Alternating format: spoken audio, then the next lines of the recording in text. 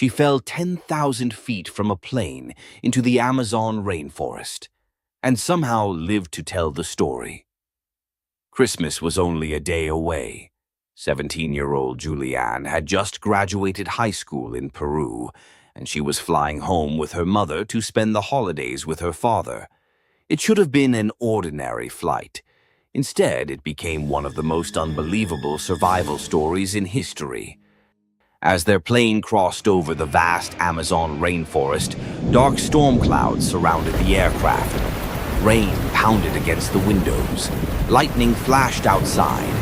Then suddenly, kaboom! A lightning bolt struck the wing. Almost instantly, the engines failed. The plane lurched violently. Passengers screamed as the aircraft pitched downward and began a terrifying nosedive. Julianne sat frozen in her seat. Then the plane started coming apart. Metal ripped apart. Seats were torn loose. The cabin disintegrated around her. And within seconds, Julianne was no longer inside a plane.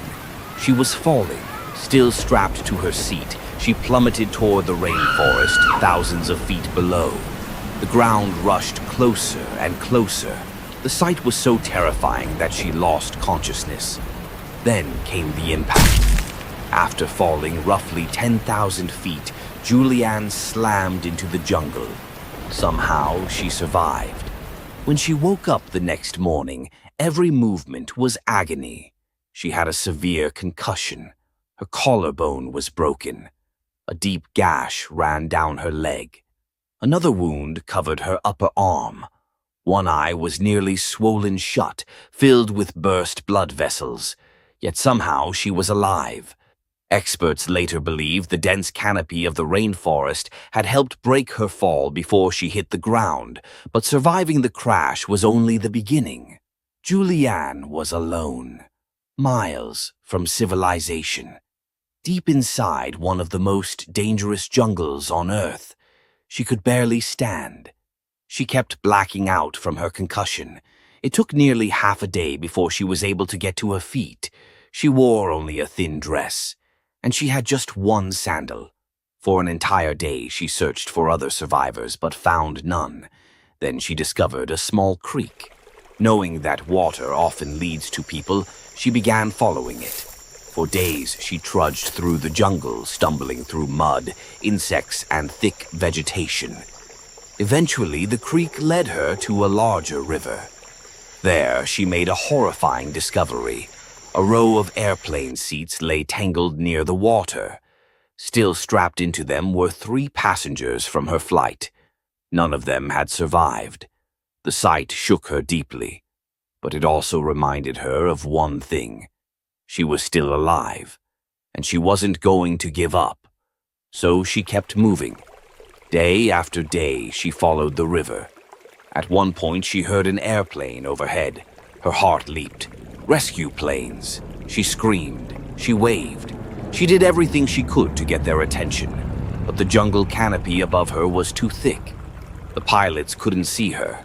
After circling briefly, the plane disappeared into the distance. Julianne watched it go. She knew what it meant. The search was ending. No one was coming. Then things became even worse.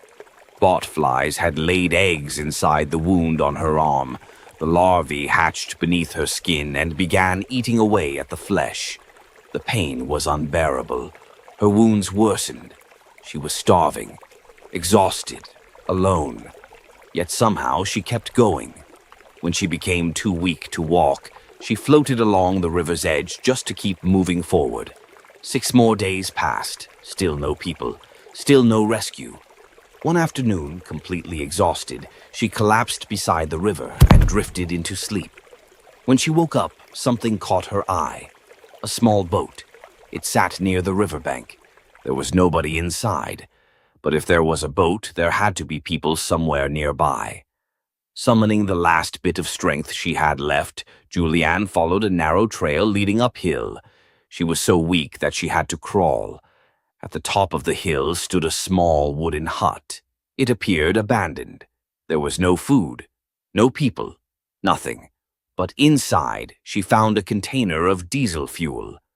Remembering something she had learned from her father, she poured the fuel into the wound on her arm. The diesel killed many of the botfly larvae. For the first time in days, she felt a tiny bit of relief. But emotionally, she was finished. 11 days after the crash, she had nothing left. She lay down inside the hut and decided she couldn't go any farther. The next day, as she rested, she suddenly heard voices.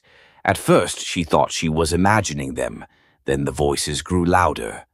Moments later, 3 men emerged from the forest. They stopped in shock.